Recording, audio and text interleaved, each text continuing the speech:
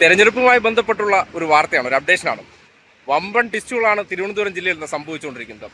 തിരുവനന്തപുരം ജില്ലയിലെ കണിയാപുരം ഡിവിഷൻ, ഞാൻ കൂടി താമസിക്കുന്ന പ്രദേശത്തുള്ളതാണ് കണിയാപുരം ഡിവിഷൻ. കണിയാപുരം ഡിവിഷനിൽ ഇത്തവണ ഇടതുപക്ഷം വലിയ സസ്പെൻസ് അവതരിപ്പിക്കുകയാണ്.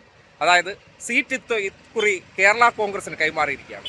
കേരള കോൺഗ്രസിൻ്റെ തലസ്ഥാനത്തെ പ്രധാനപ്പെട്ട മുഖവും ചാനൽ ചർച്ചകളിലൊക്കെ കണ്ട് പരിചിതമായിട്ടുള്ള AH ഹഫീസിന് കണിയാപുരം ഡിവിഷനിൽ മത്സരിപ്പിക്കാൻ ഏകദേശം ധാരണയായിട്ടുള്ള വിവരങ്ങൾ പുറത്തു വന്നിട്ടുണ്ട്. ഏകദേശം ഔദ്യോഗികമായി ഇതുവരെ പ്രഖ്യാപിച്ചിട്ടില്ല. എന്തായാലും കണിയാപുരം ഡിവിഷൻ നിലവിൽ ഇടതുപക്ഷത്തിന്റെ സിറ്റിംഗ് സീറ്റാണ്. ഉനൈസ അൻസാരി വിജയിച്ചു കയറിയ ഈ ഡിവിഷനിലേക്ക് ഇക്കുറി വെള്ളറട CPM ഏറ്റെടുത്തുകൊണ്ട് കേരള കോൺഗ്രസിന് ഈ സീറ്റ് കൈമാറിയതായിട്ടുള്ള സൂചനകളാണ് പുറത്തു വരുന്നത്. ഇതിനെ സംബന്ധിച്ച് ഔദ്യോഗിക വിവരങ്ങൾ ഏകദേശം ധാരണയായതായിട്ടാണ് മനസ്സിലാക്കാൻ കഴിയുന്നത്. അതായത് വെള്ളറട വാർഡ് വച്ചൊഴിയാനായിട്ടുള്ള കാരണം, നേരത്തെ കേരള കോൺഗ്രസിന് വെള്ളറട ഡിവിഷനായിരുന്നു കൊടുത്തിരുന്നത്. വെള്ളറട ഡിവിഷനെ ഇക്കുറി അത് വനിതാ സമ്പന്നമായ സന്ദർഭത്തിൽ അവിടെ മത്സരിപ്പിക്കാൻ വനിതാ കാൻഡിഡേറ്റ് കേരള കോൺഗ്രസിന് ഇല്ലാത്ത സാഹചര്യം വന്നപ്പോഴാണ് ജനറൽ സീറ്റ് ആവശ്യപ്പെട്ടത്. അങ്ങനെയാണ് നിലവിലെ സിറ്റിംഗ് സീറ്റും കണിയാപുരം ഡിവിഷൻ, അതായത് ഇടതുപക്ഷത്തിൻ്റെ ഒരു ഉറച്ച കോട്ടയെന്ന വിലയിരുത്തലുള്ള ഒരു ഡിവിഷൻ തന്നെ കേരള കോൺഗ്രസിന് പകരം കൊടുത്തുകൊണ്ട് അർഹമായ പ്രാതിനിധ്യം മുന്നണിയിൽ അവർക്ക് ഉറപ്പിച്ചിരിക്കുകയാണ്. അതായത് കേരള കോൺഗ്രസ്